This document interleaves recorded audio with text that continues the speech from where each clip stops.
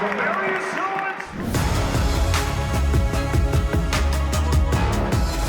for another edition of Inside Marquette Basketball with the head coach, Shaka Smart. I'm Lance Allan, and Shaka, it has been a minute. Got through the holidays, did all that good fun stuff. Where are you as far as development of the program and things just to update us on where you're at Marquette basketball-wise? Well, just trying to help our guys keep moving forward. I think, with our team, where we are right now in terms of recent results, it's about finding really small areas where we can continue to grow and grab hold of. Guys can feel good about, because when you go through a tough stretch, part of it is, there's a spirit and energy that's required to go, beat a good team in the Big East. And you have to create that and cultivate that. So the good news is our guys have really been great in practice. The preparation that they've, participated in, the way they've helped each other has been huge. In the games itself, we need, to settle in and help each other as much or more than we do in practice. But I really see progress in a lot of our young players, which is a good sign. And you would notice more than anybody else, Shaka, but it seems like the energy level, the want to, the desire is definitely there. Like, maybe execution-wise, a little bit better, but overall, the energy level seems to be great. Well, the energy and want to is definitely there. Sometimes maybe it's, holding on too tight in terms of, this ball has to go in or that. And I think that can sometimes affect shooting, and that can sometimes even affect finishing around the basket. I think, if you were going to pick one basketball area that we could say, hey, that we're going to make significant strides in, it would literally just be making more layups and shots in the deep paint, because that has such downstream effects in a positive way on all the rest of the game. Let's talk some of the positives. And I thought Josh Clark, especially against UConn, obviously he comes out, 13 solid minutes, more than the previous game. I think he only had 4 in the previous game, 6 points, 6 rebounds, and really getting after it. He's made a lot of strides, Lance. It's a fascinating story. In early May of his senior year, he had no scholarship offers, and he finds himself here as a redshirt last year. In a lot of ways where he's needed to grow has been more, some of his approach and mindset towards just being positive with himself.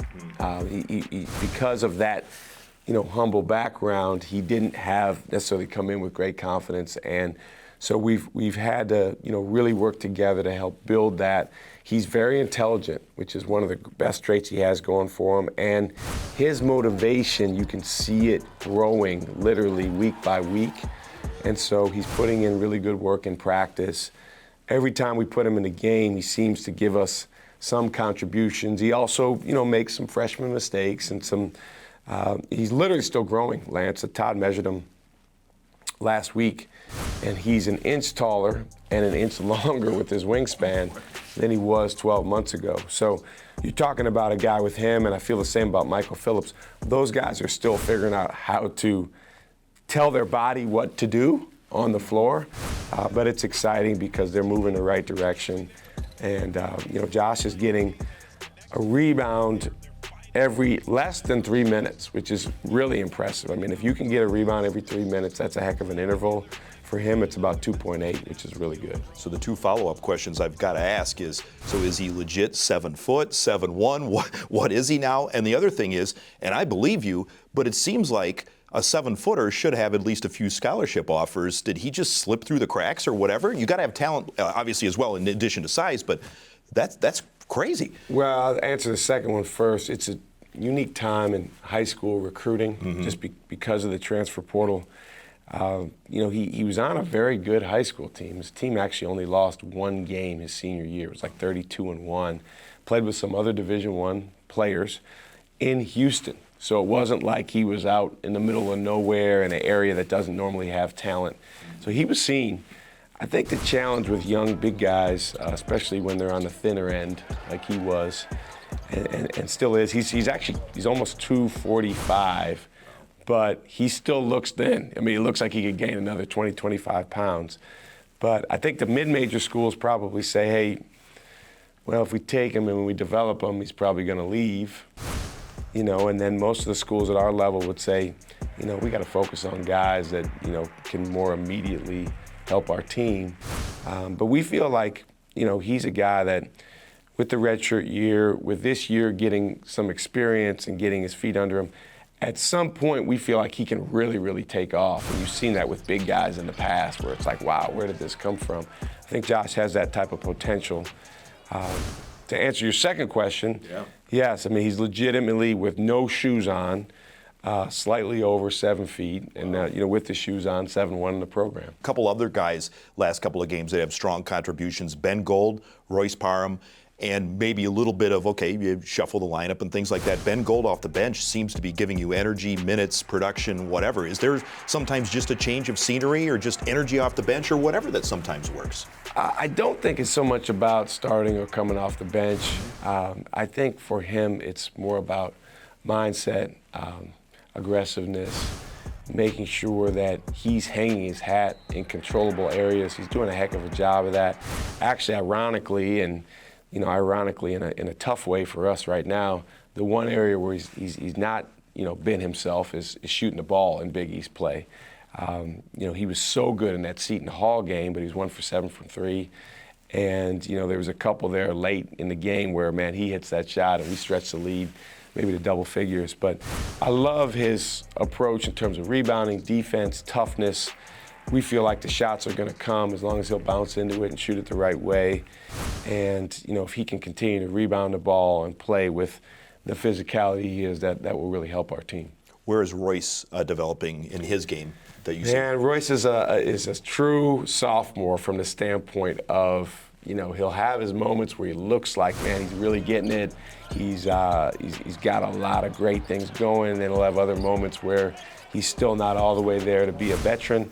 But we need him to be, with our team, quite honestly. We need him to be a guy that steps forward and, plays with a level of consistency, both in terms of aggressively finding ways to get to the basket, finding open shots from the outside, getting to the foul line, but then also putting those shots away. Nigel James Jr. just turned 20 just recently before this, and his Big East stats are very impressive, averaging close to 17 points a game, 4 assists. Is he just feeling a little more comfortable? Yeah, he is just a phenomenal young man. He loves to work.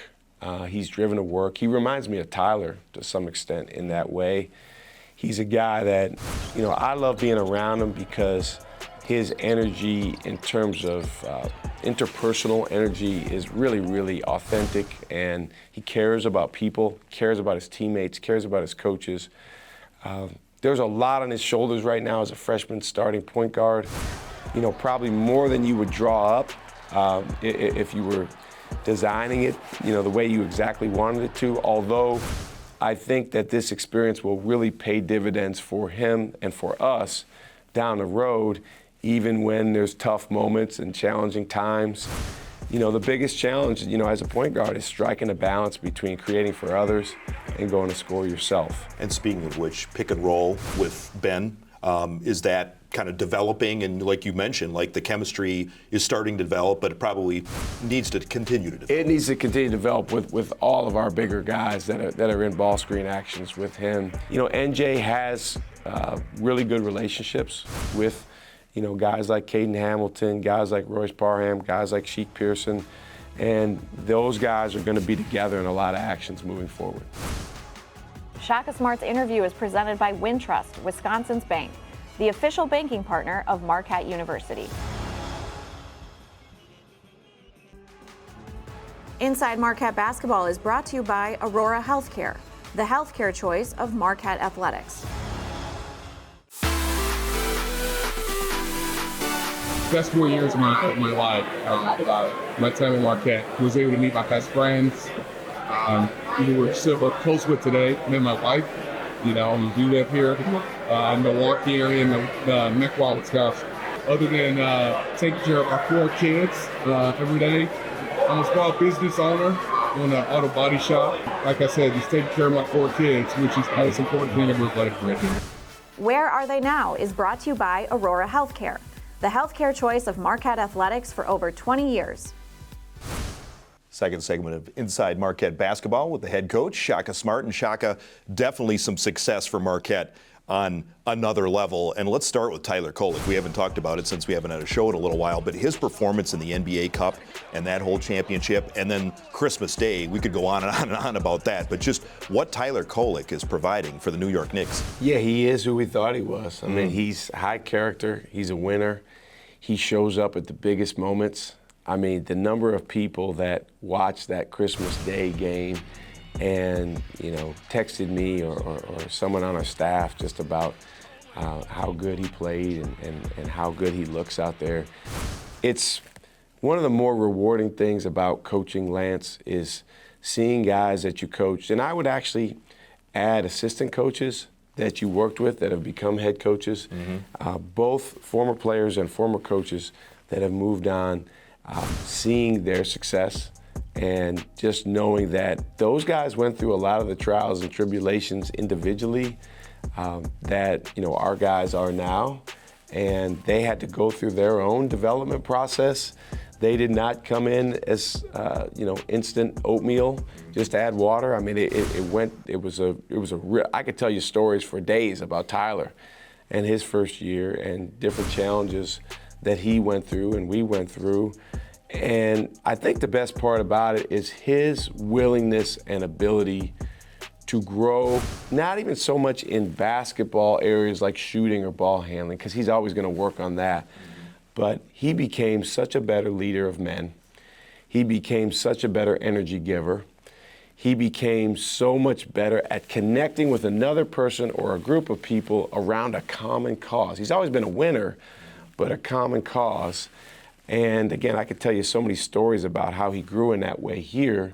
Well, that's exactly what he's had to do for the New York Knicks. You got to love the fact that he's a kid that, yeah, he had to learn a few lessons, grew as a leader, did certain things. His arms look bigger. He looks more like a man. And the whole situation is, man, he is growing, getting better each and every day. And you got to be proud of that. Well, you know, when guys graduate from college, and this is not specific to basketball, but then in those next couple of years, yeah, you got to become a grown-up, you know, because you're in the real world no matter what it is you're doing. So when you watch him, when you watch Omax Prosper, Oso Ighodaro, those guys, you know, in their second and Omax's third year, you see real maturation. Like you said, physically, you can see it on their face, you can see it in their bodies. I'm just proud of him, the way that he's grown. And then you mentioned Oso, we got to bring his contributions up as well. Season best, 15-6 against the Kings. Follows it up, maybe not with as many minutes, but contributions in beating the Thunder. And last I checked, they're kind of good. So the Oso, once again, another guy that just works his tail off, and he's proven it. Yeah, and you really couldn't pick two guys that are more distinct from each other in terms of just their mindset and their probably worldview, you know, towards life. But they're both winners, and they're both highly intelligent and willing to learn and grow and adapt to their situation and do what's needed to do. Oso's a guy that very, very quickly became a cultural cog for the Phoenix Suns. And that's something that as they changed coaches and as they rebuilt their front office and you know, changed their roster some, they put a lot of value in that. And with him coming in as a second-year player, you know, you don't usually think of someone putting so much value in a second-year player culturally. But that's exactly what he's done, and he's earned himself through his play, the opportunity to get out there on the floor. He started some games recently. I've been really proud. He's had some really good rebounding games, which, you know, I've always been on him, you know, when he was here and since. And, man, you got to grab that ball because I know up there that's a lot of times how guys at 6'11" are evaluated. You know, do you grab the ball? You know, what's your rebounding interval? And so he's had some really good games of that lately. Inside Marquette Basketball is presented by Gruber Law Offices. One call, that's all.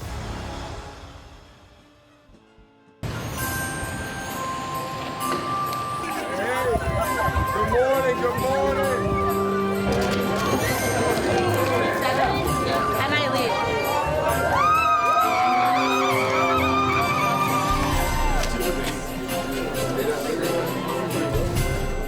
It's all about the holiday spirit. When you guys shop, you can shop for yourselves, you can shop for your parents, your siblings, brother, sister, whoever you want. We're gonna have a student athlete or two from Marquette walk around to help you with shopping, and then we will check out when you guys have all your items. We want to say thank you everyone for coming. Thanks for all the Marquette student athletes for joining us. This is one of the best events of the year. Have fun, go get yourself something nice, get something nice for grandma, and we'll see you guys when you check out.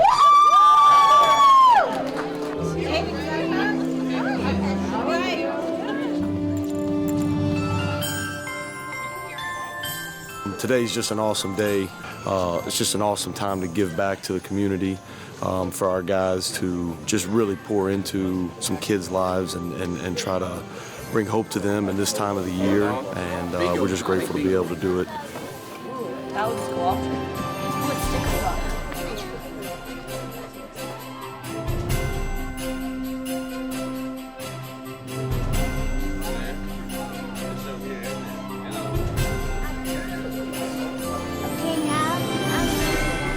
Dunk it.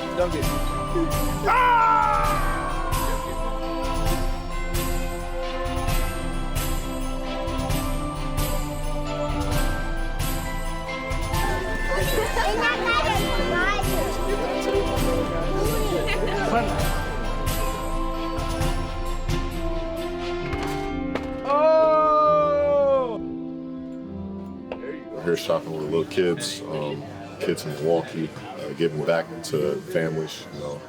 Got a little money to spend, so we're gonna help them out. It's very special, giving back to the kids, doing what we can to help. Makes me feel happy and excited to give back and let them enjoy and see what they want to get from Target. Oh yeah.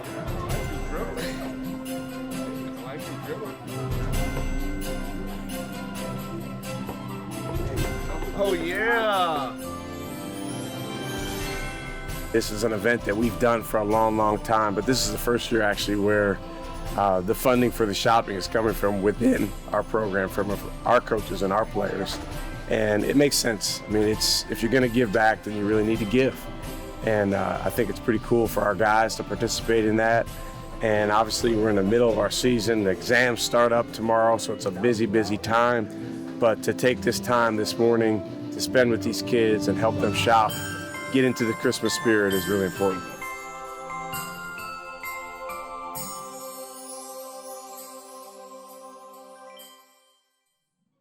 Always love that. 5th year in a row with shopping with the Golden Eagles. And why is this important around the holidays? And then the other thing, Shaka, I know I'm throwing a lot at you, but I just thought it's incredible in this era where, okay, the source of funding, we don't know where it's going to come from. Oh, wait a minute. The players and coaches are going to dip into their own pockets and do this for the kids in the community. Well, it's really the decision first that, we want to do this every year, and we're going to find a way to do it. The world is changing, so, some of the funding sources we've had in the past weren't available this year, and we've known that for a few months. So, I told our folks that, if necessary, I'll pay for it. But we did want to give the guys the opportunity to contribute and participate as well, and every one of our players did. And so it just added an element because, now when we take these kids around the store and the guys are paired up, with a young man or young lady walking around, buying toys and different things for their families, the guys can literally feel like, hey, I'm contributing. Not only am I walking around building a relationship with this young person, but then also, contributing to helping them buy the gifts. What does that mean to you when somebody puts their money where their mouth is? When they're a 19, 20, 21-year-old developing young man in a program, and they don't have maybe unlimited funds or anything like that, but they say, this means enough to me that I want to be a part of this. Well, and it's not the first example of guys doing that. We've had some really good examples. It's interesting. Nowadays it's like if it doesn't go on social media or you don't pound your chest about it, it didn't happen. Pat yourself on the back. But we've had, whether it was Tyler when he was here, Oso, Chase Ross did something really, really neat, over the holidays for our walk-ons. We've had, some guys that have been kind of in the, upper echelon of our roster that have been aware enough to say, hey, let me find a way to give back, to others, whether it's in the program or on the outside of the program. And, we're trying to teach these guys life lessons. And, let's be honest, the world of college sports has changed. It used to be that the guys that we coached didn't have two nickels, to rub together. And, that's changed. And so one of the lessons that we can teach them, in addition to how to take care of money, is also how to give back when you do have. Inside Marquette Basketball is presented by Pepsi. Thirsty for more. Final segment of Inside Marquette Basketball with the head coach, Shaka Smart. And Shaka, we got to check in on the development of Ian, Sheik, and Nash, some younger players that obviously are starting to come along. They are. It's a pretty cool dynamic that they have. It's not often that you have three guys redshirting. A lot of times it's one, and that's tough when you're by yourself, or maybe two. We've had some years with that, but three guys. Great to have Nash here. He got here, arrived the day after Christmas, and he just has a really good spirit and energy about him. Had to go through a few days of medical stuff to get cleared, but then able to get him on the court and with Todd. That's probably been the biggest adjustment for him, because he's never, lifted weights or done any type of program to that level. But those guys are working. They really get after it in the weight room. They all need to gain weight and get stronger. They're all part of our scout team, which means that they help prepare our team for what the other team's gonna do. And then they do a lot of extra workouts with the coaches. And quite frankly, a lot of one-on-one. So now that there's three of them, it's one-on-one, but there's a lot of competition that we're promoting and trying to create amongst those guys. They have a very good relationship with each other, which makes it better. I know you didn't coach him, but to me, he was always a special guy, really good, energetic guy. Marcus Howard, going into the M Club Hall of Fame. What does that mean to you to have these guys be honored and just part of the program forever? Unbelievably deserving. Rewrote the record books here from a scoring standpoint. And like you said, high character, and someone that cares about people. There's a picture of him that's one of my favorite Marquette pictures. There's a picture of him from his senior day game, and the look on his face, it's a combination of a lot of emotions. Pride in what he did here, love for Marquette, love for his team, his coaches, the fans. That's the way a guy should look, on his last home game. And really happy that Marcus is going in the Hall of Fame, and very soon will be going up in the rafters. Final 30 seconds that we have on the show. Once again, Fiserv Forum, you got a few games in the Big East slate at home, and your fans have been incredible, because whether it's break, not break, whatever, they show up and they make a difference. They do, and I just want to say I really appreciate the energy that our fans give us and the encouragement that our fans give our guys. It means a great deal to the players. Believe it or not, the players, they really, really care, about how the fans feel about them. We all do. And we all want to win for our fans. So when our crowd, gets behind us, whether it's to get a kill or whether it's, we're going on a run, that means a great deal. And as I tell our guys, the energy has to start with us, and the great fans that we have will reciprocate that. And you can definitely feel it on that floor, can't you? Absolutely. No doubt about it. Shaka, good luck on the rest of the Big East slate. Thank you. All right, Shaka Smart right here on Inside Marquette Basketball. This has been a presentation from Learfield,